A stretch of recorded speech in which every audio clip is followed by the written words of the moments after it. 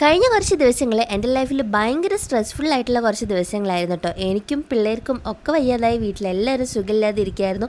ആകെ ഹോസ്പിറ്റൽ കേസൊക്കെ ആയിരുന്നു കേട്ടോ. അസുഖമൊക്കെ മാറി ഞാൻ നോക്കിയായി വരുമ്പോഴത്തേനും എൻ്റെ ഫേസൊക്കെ ഭയങ്കരമായിട്ട് ഡള്ളായി, ആകെ ഫേഷ്യൽ ഹെയർസൊക്കെ വന്നു.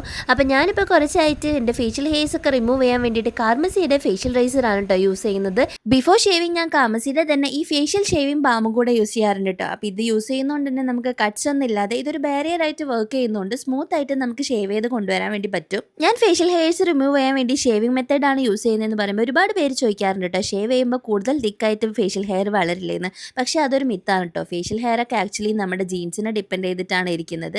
അപ്പോൾ അതിൻ്റെ റൂട്ട് ബ്ലണ്ട് ആയിട്ട് ഇരിക്കുന്നതുകൊണ്ടാണ് തിക്കായിട്ട് വളരുന്ന പോലെ തോന്നുന്നത്. പിന്നെ ഞാൻ ഐബ്രോസ് ഷേവ് ചെയ്യാൻ വേണ്ടിയിട്ട് കാമസിയുടെ തന്നെ ഈ ഒരു സ്മോളർ വേർഷനിലുള്ള ഐബ്രോ റേസറാണ് കേട്ടോ യൂസ് ചെയ്യുന്നത്. എൻ്റെ ഐബ്രോസ് ഭയങ്കര ഡിസോർഡർ ആയിട്ടുള്ള ഒരു പാറ്റേണിൽ വളരുന്നതുകൊണ്ട് തന്നെ ഈ ഒരു ചെറിയ റേസർ യൂസ് ചെയ്തിട്ട് എനിക്ക് ഭയങ്കര ഈസി ആയിട്ട് ഐബ്രോസ് ഷേവ് ചെയ്തെടുക്കാൻ വേണ്ടി പറ്റാറുണ്ട്. ഫേസ് ഷേവിങ് ചെയ്ത് കഴിഞ്ഞാൽ ഉടനെ തന്നെ നമുക്ക് പെട്ടെന്ന് തന്നെ ഒരു ഗ്ലോ കാണാൻ വേണ്ടി പറ്റും കേട്ടോ. കണ്ടില്ലേ, എൻ്റെ സ്കിൻ ഇപ്പോൾ മുൻപത്തേനേക്കാളും നല്ല ബ്രൈറ്റൻ ആയിട്ടുണ്ട്. ഈ പ്രോഡക്റ്റ് നിങ്ങൾക്ക് മേടിക്കാൻ വേണ്ടി താല്പര്യം ഉണ്ടെങ്കിൽ ആമസോൺ, ഫ്ലിപ്കാർട്ട്, നൈക്ക, പേർപ്പിൾ ഇതിലൊക്കെ അവൈലബിൾ ആണ്. ഇനി അതല്ല എന്നുണ്ടെങ്കിൽ സ്ക്രീനിൽ കാണുന്ന QR കോഡ് സ്കാൻ ചെയ്താലും നിങ്ങൾക്ക് പർച്ചേസ് ചെയ്യാൻ വേണ്ടി പറ്റും. അപ്പോൾ അടുത്ത വീഡിയോ ആയിട്ട് കാണും വരെ സ്റ്റേ ട്യൂൺഡ്.